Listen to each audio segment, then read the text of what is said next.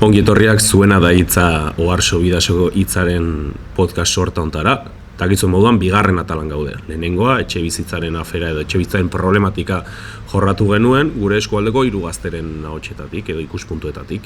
Hori da podcast sorta hauen oinarrietako bat. Gazteia ahots ematea eta erakustea badakigula zertaz hitz egiten dugun. Gaurkoan gizartean pilpilan dugun beste gaietako bat. Fitnessa, gimnasioa, osasuna, ohiturak, elikadura, psikologia dena uztartuko dugu, esan bezala, 3 gazteren ahotsetatik. Mikel Larrea entrenatzaile pertsonala izango dugu gurekin, Juni Barguren nutrizionista eta Sara Mariezkurrena psikologa. Espero dugu zuen gustoko izatea eta esan bezala haiena da hitza. Kaixo hiruei, mila esker zuena da hitza podcast sorta hontara etortzeagatik. Eta nik uste logikoa izango litzatekeela, lehenik eta behin bakoitzak bere burua eta egiten duena, esango genuke aurkeztea. Beraz, Mikel. Bai, aurko. Ni naiz Mikel Larra, entrenatzailea, indar entrenamenduan espezializatua, eta urteak daramatzat nire burua entrenatzen, eta baita beste pertsona batzuk entrenatzen. Izan aktibitate ezberdinetan, izan piztinan, izan pertsona helduak beraien osasuna hobetu nahi dutena, edo izan entrenatzaile pertsonal bezala. Sara? Ni Sara naiz, psikologa naiz eta elikadura nahastetan aditua naiz, baina baita tratatzen ditut beste nahaste mota edo sintomak, dolua izan daitekena, depresio, antsietatea eta holakoak. Eta duela ia 2 urteetatik hona, klinika moduan egiten dut lan pertsonekin aurrez aurre.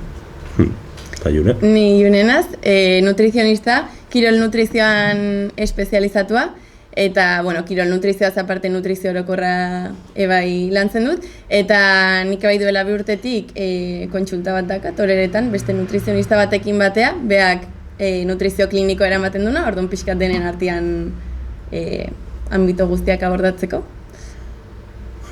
Oso ondo. Ikusi dugu pixkat baduzutela hiruok harreman hori kirolarekin, ez? Izan daiteke afera edo arlo ezberdinetatik, kirola jorratzen duzute, nutrizioa, psikologia, indarra, gorputza. Planteatuko dizuet galdera bat.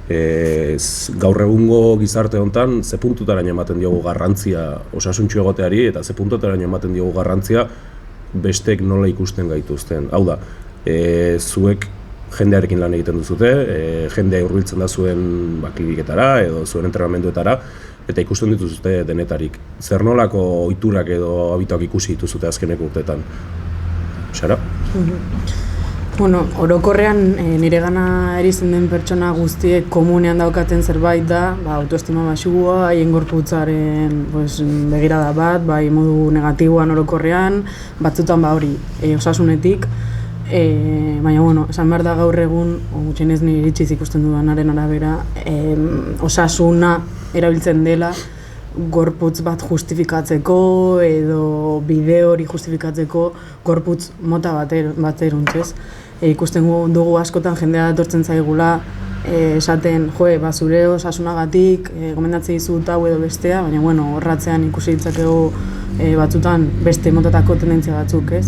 Ez hainbeste osasuna bilatzen dutela edo zuregatik preokupatzen direla, baizik eta geroago aipatu duzun gorputz irudi horretara iristeko, ez? Gaur egun existitzen dira, kanon batzuk edo gorputz mota batzuk eramaten gaituztena une oro konparatzera bai idealak diren horiekin eta bai gure inguruko pertsonekin eta horrek eramaten gaitu gure buruaren errebisio konstante bat egitera, bai ondokoena, familia, lagunak edo dena delakoena, ez? Bai sare sozialen bidez eta bai aurrez aurre ere, orduan konparazio hori betidanik existitu da, kanon hauek aldatzen joan dira eta bai kulturetan ere modu ezberdinean ematen dira.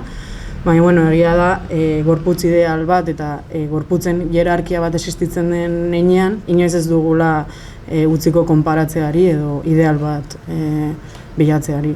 Orduan hor, ikusten da jendeak sakrifizio moduan egite dituen gauzak aurrera ematen dituela, baina hor sakontzen duzunean askotan gauza mingarriak edo kaltegarriak diren jokabideetan sartzen direla.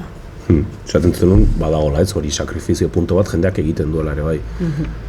Kasu honetan, Mikel, zuk jaso dituzun pertsonen artean, desberdintzen dituzu osasuna hobetzera doazenak eta indarra hobetzera doazenak, edo uztartzen diren gauza dira biak, edo badaude ere, ongi egon da ditutenak besteek haiek ikusteko. Bai, orokorrean, ni entrenatu duan jendea, ez da izan jendea lehiatu nahi zuena, ez? Osa, ez da izan jendea kulturismoan edo powerlifting edo lehiatu nahi zuena, baizik eta beraien komposizio korporala hobetu edo indarra hartu o nahi zutenak, ez? Ordua, nire kasuan ez ditut horrenbesteko erokeriak ikusi eta, ni saiatzen naiz beti, alden neurrian, ez? Ohitura osasuntxoak mantentzea. Egia da, puntu batea iritsita eta astean bosariz entrenatu, egunero posiblezun guztia eman da eta igual dietaren kontrol gehizko bat eukitzea ez da osasuntxua, baina momentuko eta etapa bat balin bada nik ulertu dezaket eta hortan alden neurrian laguntzen saiatzen naiz, ez. Baina berreskuratzeatik pixkasarak esan duna sakrifizioaren kontzeptua eta kuriosoa da nola jendeak askotan osasunarengatik hasten den entrenatzen eta gero azkenean sakrifizioak egite ditun, ez? Osea, da kontrasakorra direktamente, ez? Sakrifizioa eta osasuna. Orduan, askotan hori, aterako da gai hau podcast hontan gehiagotan, baina osasunaren kontzeptua zer den edo hortan, sankotu beharko zen nire ustez eta egitan zer den fit egotea hori, ez? Askotan usten dugu guztiz albora osasun mentala eta bakarrekan zentratzen gera gorputz bat lortzean. June, zure kasuan, azkenean badago oinarri bat nutrizioa izan daitekeena, ez? Eta nola ze ikuspuntu duzu hitz egin dugunaz? Nik uste, gure kontsultara etortzen da jendea osasuna hobetzeko, osasuna hobetu eta horrekin gorputz konposaketa hobetzeko asmoa bi gauzak batea, pero ikusten da jende asko datorela gorputz konposaketa aldatzeko helburu batekin, eta osasuna erabat bigarren maila batian kokatzen duna eta oilantzeko azkenian nahiko zaila da, ze guk inoiz ez dugu zerbait pautatuko, bakarrik itxura fisiko batekin lotzen dena eta askotan hori bilatzen dute eta zuk zerbait pautatuta beti bilatzen dute nahiago dut zerbait zorrotzagoa jartzea, gutxitu kopuruak, beti ekstremo hori bilatzen eta gaina guk askotan esaten dugu, estremo hori bilatutare ez dela lortuko beak lortu nahi duna, ze hor ja sartzen dira dietas milagro eta kontzeptu guzti horiek, eta ez dakate beraiek nahi duten efektua, urte askotan zehar ikusi da, azkenean dieta oso restriktiboak diela, azkarra argaltzen duten dietak, eta jendeak oraindik asko bilatzen du. Eta askotan igual pentsatzen da, jende gaztia dela gehiago bilatzen duna, kanon horietan sartu, eta guzti hori, nik esango nuke jende gaztea konstientego dela, eta igual nahi dutela beraien gorputz konposaketa betu, beti oinarri bezala osasuna hartuta, eta jende heldua dela gehiago, azkenean urte askotan zehar mito guzti horiek asko barneratu txuna bere gorputzean, eta bilatzen dutenak pixua jetxi, berdin du nola, hilabete batez aguantatuko dut aguantatu behar dutena, pero nahi dut jetxi X kilo en X tiempo, eta hori bilatzen dutenak. Hitz egin duzute eta aipatu da pare bat aldiz osasun mentala, osasuna, nola definitzen dituzte zuek osasuntxo egotea, zer da osasuntxo egotea? Badago definizio eksakto bat, edo bakoitzak ematen dio, edo nolakoa da hori zuen munduan? Pasiko naiz nik. Nire ustez eta nire ikuspuntutik ez, sartu gabe gehiegi sarakero jorratuko dunean, nire ustez osasuntxo egotea da gustoko dituzun eta egin nahi dituzun gauzak egin ahal izateko, kasu honetan gorputza hitz egin da ez, baliabideak edukitzea ez. Hau da, gustoko badezu mendira joatea, gustoko badezu indartsu sentitzea eta neurri batean hori baimenduko dizuna, arazo gehiago ekarriko ez dizun ohiturak hartu gabe. Nire ustez holakoren bat izango zen. Erlazio ona mantentzea janerakin evidentemente, erlazio ona mantentzea eskantxoarekin eta erlazio ona mantentzea zure ingurukoekin ez, zure entorno osoarekin hori izango zen nire ustez osasuna ez, kontzeptu bezala. Da oso amplioa eta gero sartuko ginen gauza zehatzetan, baina hola orokorki, ezakit. Sara, ze uste dezun? Nik egia da, osasunaren definizioa uste dut ezin dela aurkitu hola modu zorrotz batean, ez? Baina ni ere noa pixkat larrak epatu dituen elementu horietatik, ez? Osasuna izan behar da zeu zer integrala, izan behar da osasun mentala, osasun fisikoa, osasun soziala, osasun ekonomikoa, ez? Baldintza batzuk, bizik baldintza batzuk beteta dituzun momentuan, osasuna lortzea hobeagoa da. Baina, askotan ere daukagu tendentzia pixkat osasun mentala eta osasun fisikoa separatzeko, eta azkenean osasuna da zerbait elkarrekin dijoana, ez? Orduan, hor bi alde estriktoiek hartzen baitugu, bietan osasuna bilatu gara dugu. Bai, guztiz ados eta gero bai azkenean oso lotua osasuna patologia falta batekin edo patologia horiek azkenean ahalik eta sintoma gutxien eukitzen eta beak esan duena zure egunerokotasun on bat mantendu ahal izateko aukerak ematen dizkizuna.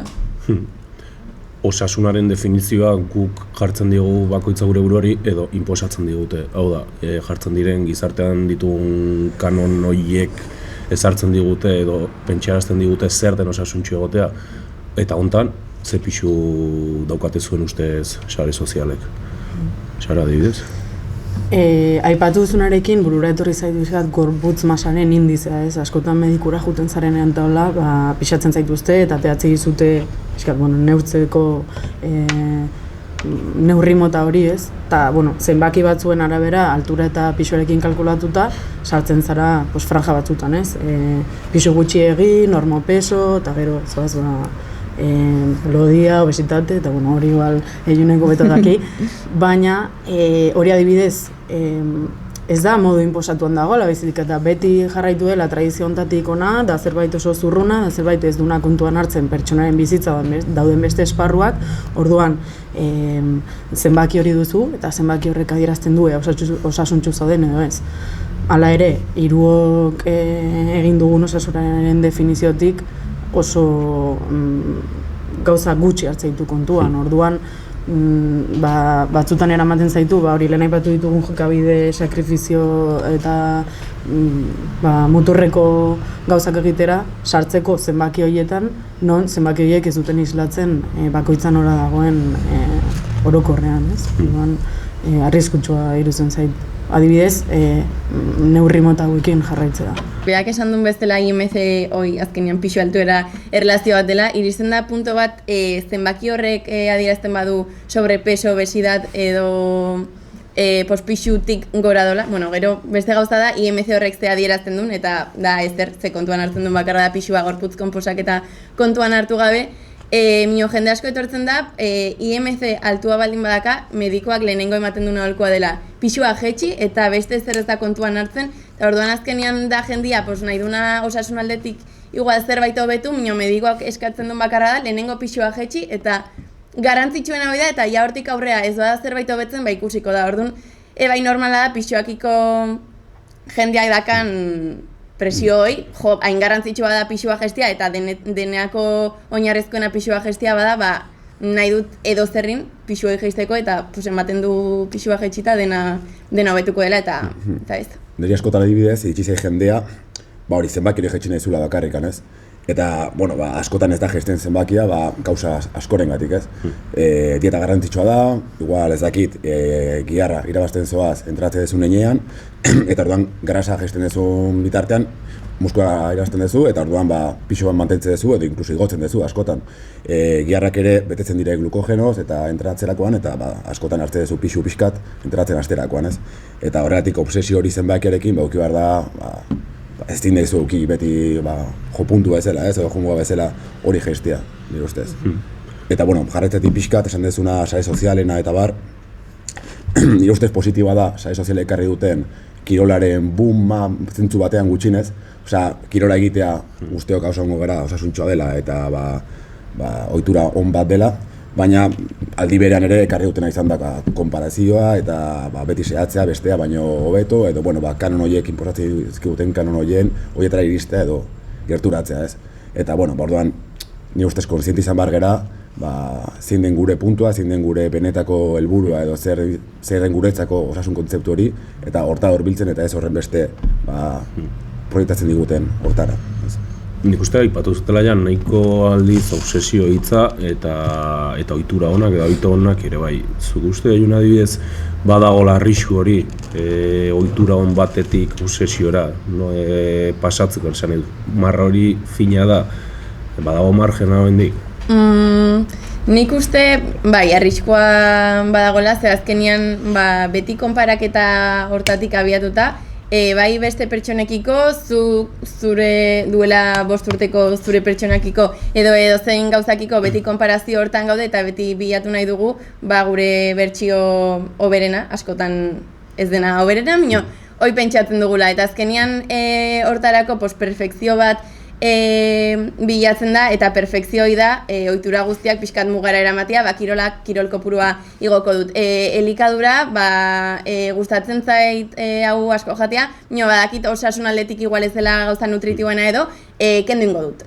Kalean jatea jutziko jot, eta azkenean gauza guzti horiek batez ere mentalki inpaktu oso negatiboa eduki dezakete pertsona horiengan, ze dena osasun ez dakit nola deskribatu osasuna kasu hortan. Osasuna bilatzen bada bakarrik elikadura perfektu batean, kirol perfektu batean eta deskantsu perfektu batean, horiak entzen dira asko bizitza soziala inguruko jendia guzti horiek orduan. Beste zentzu guztietan perfekzioa bilatzeko oialde batea uzten bada, hor nik uste obsesio oso arriskutsu bat egon daitekela. Eta horrek azkenean eragin psikologikoak baditu, ez, gugan, eta gure ingurukoen ganero, bai. Bai. Gainera hor ikusten dena da, adibidez, gorputzarekin izan dena obsesioa edo mantendu dena dietarekin restrikzio eta gaur egun eramaten dela pixkat kirol horretara, ez? Gorputza jartzen da erdigunean, baina orain beste modu batean kontrolarekin edo osasun horrekin, baina kirolaren aitzakipean. Lehen esan dugun moduan kirola egitea osasungarria da eta beharrezkoa dugu, ez? Naizta izan ibiltzera joatea, baina claro, hor zuk aipatu zuen, marra fin hori gurutzotzea oso erresa da. Gainera, psikologian gertatzen dena da, diagnostikora iristeko tarte handia dagoela, tarduan jende asko geratzen dela diagnostikotik kanpo, baina horrek ez duzan nahi, hor arazorik ez dagoenik, ez? Orduan, elikadurarekin, gorputz irudiarekin edo beste nolako sintomekin, gutxienez alarma bat izan behar dugu edo saiatu behar gara hori ere tratartzen edo mahai gainean jartzen garrantzia duelako ere. Bai, nire ustez hori, lehen epatu egun sakrifizioarekin eta obsesioarekin berakin dago fetitxismo moduko bat orain ere, askotan. Nire kasuan gutxienez ikusten duan asko sozialetan. Jende gazte asko, ari dela eramaten bizi super estrikto bat, entrenamendu eta nutrizio aldetikan, eta horren gora aipamen bat dago, eta bian ni gehien efortzen ezen pertsona naiz, eta gehien sufritzen duan pertsona naiz, eta ikusi nola jaikitzen izan goizeko ez dakize ordutan, eta nola ibiltzen naizen, hori, ezinean, 20 urtekin ja, hiler eginan. Eta, hori, hau, nire perspektibatik izan da, kulturismo munduan eta gorputz horietara iristeko beharrezkoa den bizimodu bat, estenditu dena fitness osora praktikamente. Eta hori, badago zein den gehien informatzen dena, eta kultura orokorrean beran dagoen kontzeptu bat da hau, baina justo fitness munduan asko ikusten dena ez. Eta hor ohiturak hitz egin da ere bai, duela 30 urteko ohiturak eta gaur egungoa konparatzen baitugu, nik uste duela 30 urte ez duela inbeste gimnasio gure eskualdetan, ez?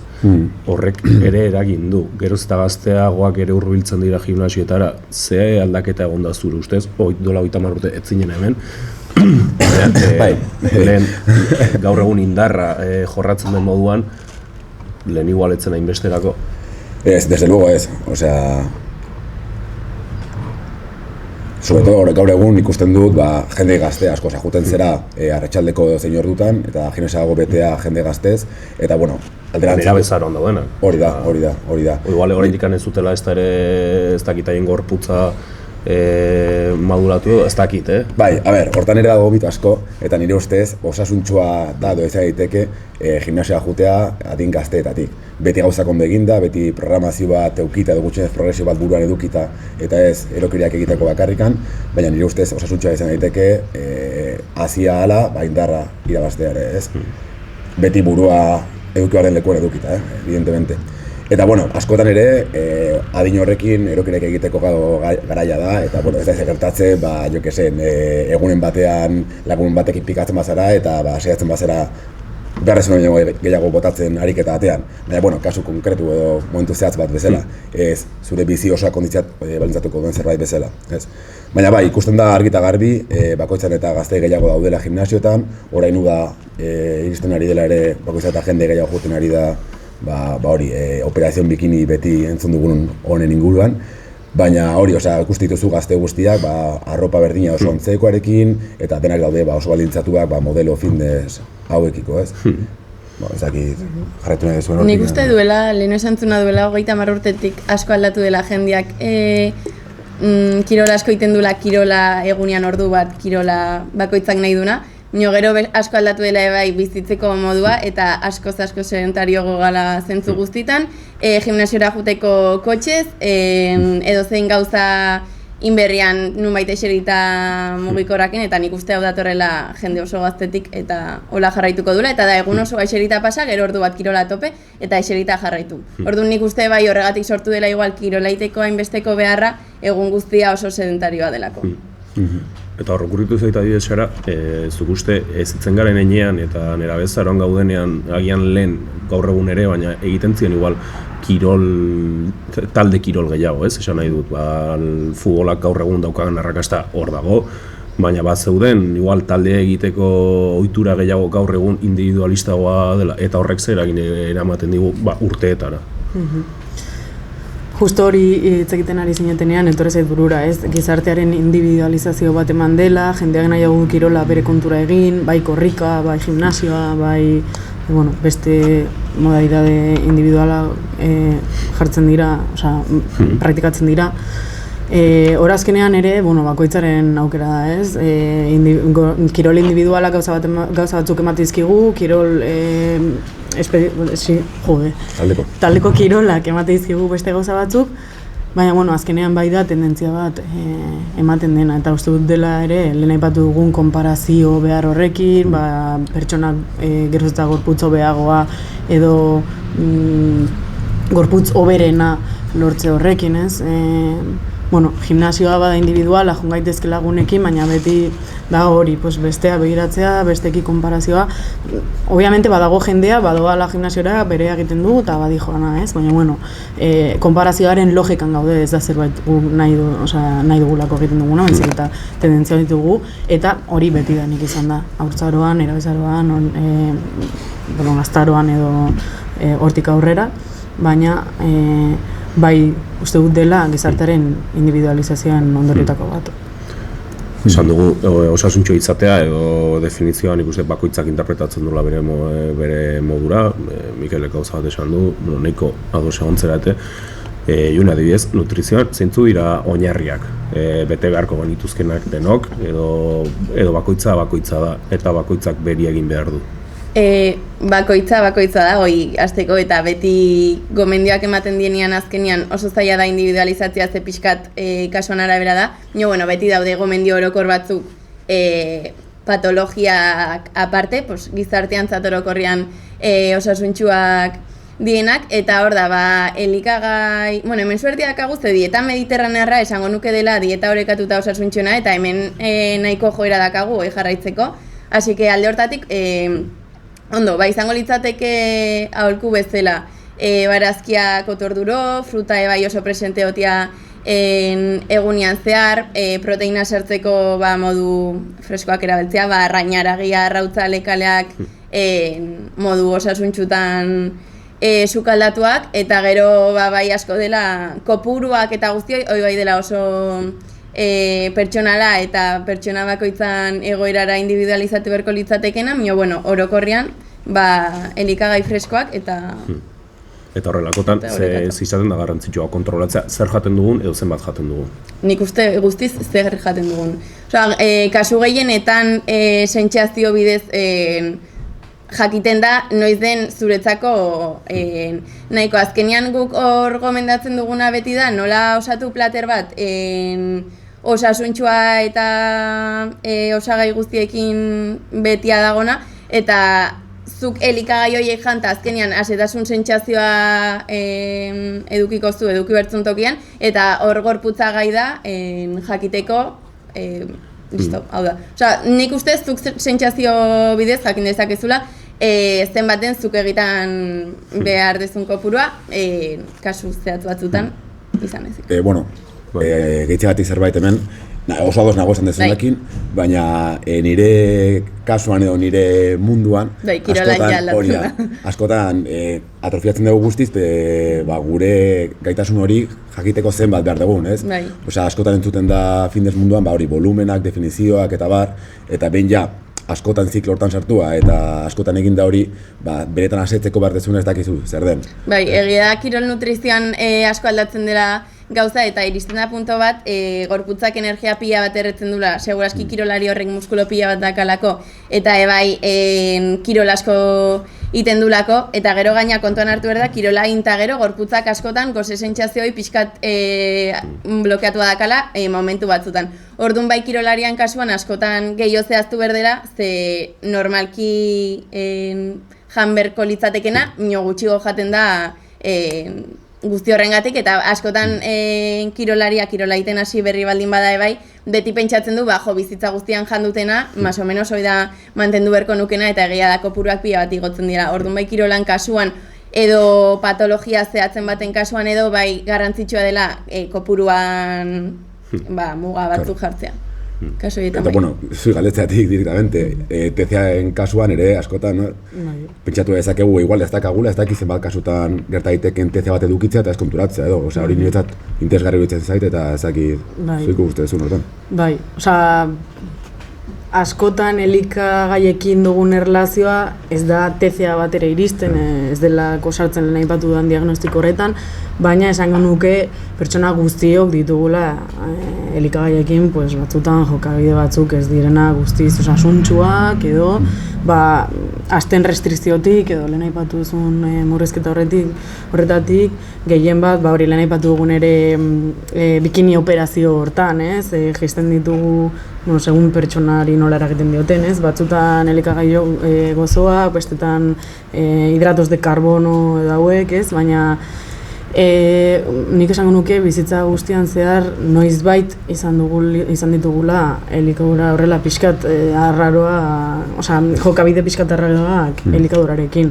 Eta ez elikadurarekin, baizik eta gorputz bat izan nahi dugulako. Elikadurak dira medio bat, sintoma bat esango genuke, baina berez hor atzean lortu nahi duguna da gorputz mota bat, eta ondo sentitu gure buruarekin gorputz horretara iritsiz. Obviamente kasuan kasu da eta ikusi beharko litzateke, baina oso erresa da horretan erortzea ere, eta ez gara konturatzen askotan hor gaudela. Lehen esan dezun aurko pixka bat jarraitu, ea bakoitzak baduen, ea gorputz bakoitza individuala den edo bauden orokorrak diren printzipio batzuk, nahi patu neko nuke pixka balantza energetiko, dela azkenean, gorputza gastatzen duena eta sartzen diozuna. Sartzen bai oso azkenean gorputzari behar duena baino gehiago, edo gastatzen duena baino gehiago, tendentzia izango da pixu hartzera, izan giharran edo izan grasan, izan koipean. Eta kontrako egiten badezu, gutxiago jan edo gehiago erretzen badezu, kontrako gertatuko da, ez pixua galduko dezula, orokorki. Aipatu nahi dut hori, hau ez dela zerbait, egun batean edo aste batean gertatzen dena. Hau da, bizi modu bat eraman da eta asteak hilabeteak pasata gertatzen den zerbait. Orduan, garrantzitsu iruditzen zait, ez obsesionatzea asuntoarekin eta ez saiatzea ahalik eta gutxien jaten, gero gorputzak eta buruak gehien bat gehiago eskatuko dizulako eta horren entzunak diren efektu rebotoiek gertatzen direlako, ez? Orduan, gehiago zentratuko nintzen, ohitura batzuk sortzea eta benetan ikusta zeintzuk diren eukitza azkezun errore horiek edo dena delakoak eta gauza txiki egin hasi ohiturak aldatzen eta behin hori lortuta lortuko dezula egiten balantza energetiko hori kontrolatzea eta ez dela bakarrik dena balantza energetikoa ondo esan duen bezala ze elikagai aukeratu oso garrantzitsua dela eta ez da dena bakarrik kaloriak eta makronutrienta baizik eta baita garrantzitsua dela vitaminak nekoak kontsumitzea eta hortik Hitz egiten duzute azkenean, zuk, Mikel, aipatu duzu gorputza makina baten moduan funtzionatzen duela, ematen diogun energia, gastatzen duguna. guk gure autoa edo kotxea matxuratzen denean, profesional baten gana eramaten dugu, ez? Dago beldur hori jendearengan gorputza edo osasuna edo kirolaren inguruan zu bezalako profesionalitara hurbiltzeko, edo nabaritzen duzute jendea askatasun osoarekin joaten dela, beldurri gabe joaten dela, zakizara zure kasuan. Nire kasuan esan nuke orokorrean psikologiarekiko edo psikologara joteko zegoen estigma edo beldur hori galdu dela, baina egia da jendea ez datorrela zehazki, adibidez gorputzarekin arazo bat duelako eta bar, hori normalean etortzen da bigarren edo hirugarren arazo bezala eta gero mahai gaineratzen da eta ikusten da pertsonak uste nuena baino pisu gehiago daukala. Normalean da gehiago antsietate, depresio, sintomak eta bar. Baina, orain etortzen direnak gorputzarekin arazo dutelako eta bar, dira gehien bat diagnosia duten pertsona, anorexia nerviosa, bulimia nerviosa, eta hor ja erabatean sartzen gara bai elikadura eta bai gorputzaren erlazioan, ez? Orduan hori orokorren esango nuke jendeak errestasun gehiago daukala psikologora etortzeko, baina zehazki gorputzaren auzia ez dela horrela modu agerian ekartzen. Eta zure kasuan adibidez, Mikel, lehen esaten zen, ez? Juneko esaten zuen bakoitza da, eta bakoitzak bere ohiturak edo bere beharrak ditu. Zuek nabaritzen duzute, zuek profesional moduan, bertara dedikatzen zaren pertsona moduan, eman beharko zenuketela bakoitzari bere jarrai bideak, hau da, mundu guztiak influencer edo pertsona berdina ikusten badu eta bere ohitura jarraitzen baditu, batzu jondo ingo die, beste igual okerrago. Zuen profesionalen, kasu honetan entrenatzailearen perfila eta horregotea beharrezko ikusten duzute? Bai, desde luego bai. Azkean nire ustez ere jendea hola hasten da, ez? Hasten dena gimnasio munduan, mundu guztia hasten da, Arnolden rutina egin nahian, ez? Edo horrelakoren bat bere gorputza gortzeko. Baina baita egia da nire ustez tendentzia dela denbora bat eman da, konturatzen zera hori ez dela horrela, eta jendearekin harremanduta eta konturatzen zera benetan bakoitzaren bakoitza pertsona bat dela eta beretzako ona izan daitekena beste entzat ez dela horren efizientea, ez?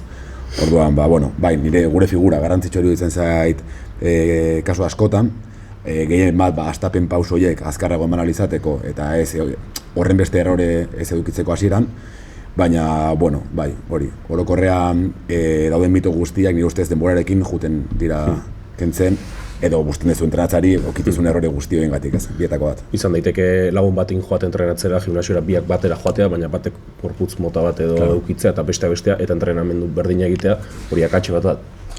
Bai, zer den akatxe edo, ez? Definitzea ere zaila da, azkenean zure helburua zein da, ez? Helburua lortzeko gehi horrela zein izuna, orduan sartu beharko ginen hor. Baina bai, nire ustez, joten bazera entrenatzera, eta zure helburua lehen bada, indarra hobetza adibidez edo giharra irabaztea, alik eta zure egunekin joten bazera eta ondo pasatzen badezu, eta hurbiltzen bazera gutxinaka hobeto izango da entrenamendu hori egitea zure lagunarekin, zerbait super ezberdina egitea baino eta bakoitza bere kontu zibiltzen, ez? Nire ustez asko garatu behar da ere, ondo pasatzen, entrenatzen, ez? Ez izatea sakrifizio baden esan dugun bezala. Baina bai, zehazki fisiologikoki, pertsona bakoitza bai beharko zituen bere serie kopuru adibidez, ez? Mundu guztiaz da berdin errekuperatzen gauza batetaz, entrenamendu batetaz edo beste batetaz, ez? Askotan ere bakoitzak lan bat du, gimnasiotik kanpo, dena ez da gimnasioa, egiten badezu 8 orduko lanaldi bat obra batean edo zerbait oso fisikoa denean, ez zera igual berreskuratuko entrenamendutik hori badezu egiten baina ez. Hori ere kontuan eduki behar da. Hemen, uste maiazue aipatzen, adibidez, influencerren papera, ez? Influencer asko orain dirikatzen dira, haien markak edo haien gauzak publizitatzera, eta asko fit munduan sartu dira, entrenamendua, elikadura, zakitze. Duan, uste dut larrak aipatu duen azkeneko hau oso garrantzitsua dela, ze ez da berdina, zure bizitza osoa, zure eguneko ordu asko dedikatzea, entrenamendu bat egitera, inkluso doblatzera entrenamendua, edo 8 orduko lan bat duen pertsona batek gero egin dezakeen guztia, ez? Bai fisikoki, bai psikologikoki, elikaduraren auzian, orduan pertsonen arteko desberdintasuna ere asko hor erortzen dela eta influencerrek, pixkat erotzen garela aspirazionalismo horretara, eraman dezakegun errutina desberdin hortara, ez dut izango imposiblea denik, ez?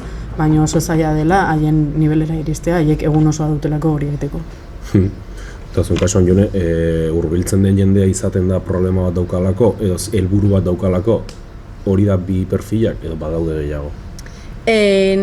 Helburu bat bai, askotan helburua izaten da elikadura hobetu eta ikasi nola antolatu eta antolakuntza egoki bat eraman, edo bestela helburu zehatzago bat, nire kasu bat hitz egin da, edo kirolian hasi eta energia behar horiek asetzeko jakintza euki, kirol errendimenduai begira hobekuntza bat bilatu, kirol errendimendu hortan hobetzeko gorputz konposaketan aldaketak euki, normalki jendeak bai eukitzen du nahiko argi bere helburua, eta horren arabera bai urteko momentua aldatzen da, seguraski kirolai begira gehietorriko dia temporada hasiera batian, edo X karrera prestatzeko, bai normalki helburu nahiko zehatz batek.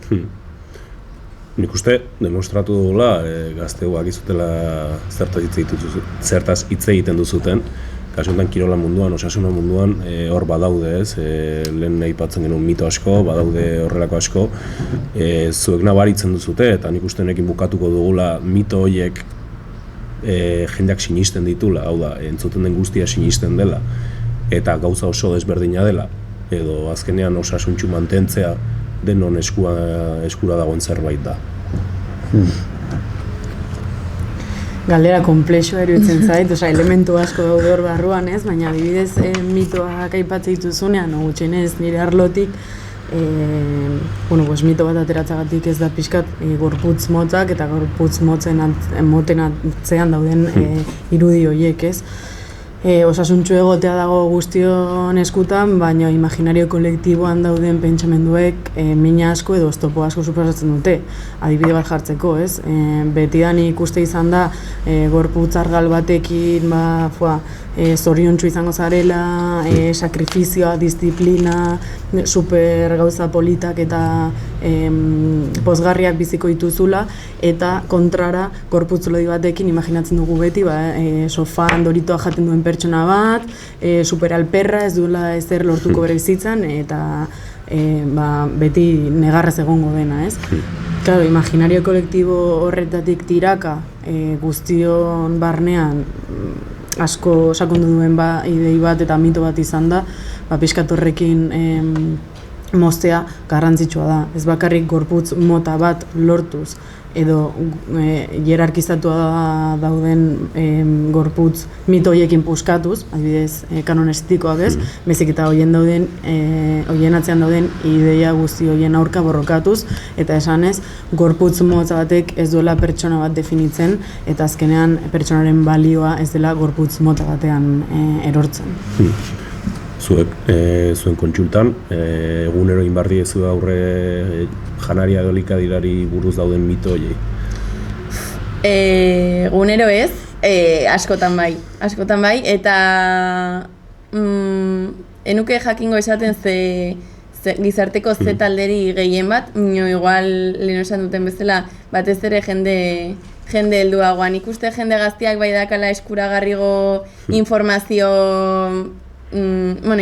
iturri gehiago, ez beti oso fiabliak, gehiago behintzat bai, eta badakatela beste jakintza bat eta jakintza eguneratuago bat, eta jende helduak bai jarraitzen dula, duela urte asko oso finkatuak zeuden mito horietan sinisten jarraitzen. Nik uste gaur egun nahiko lan iten nahi dela mito horiek pixkat desmitifikatzeko,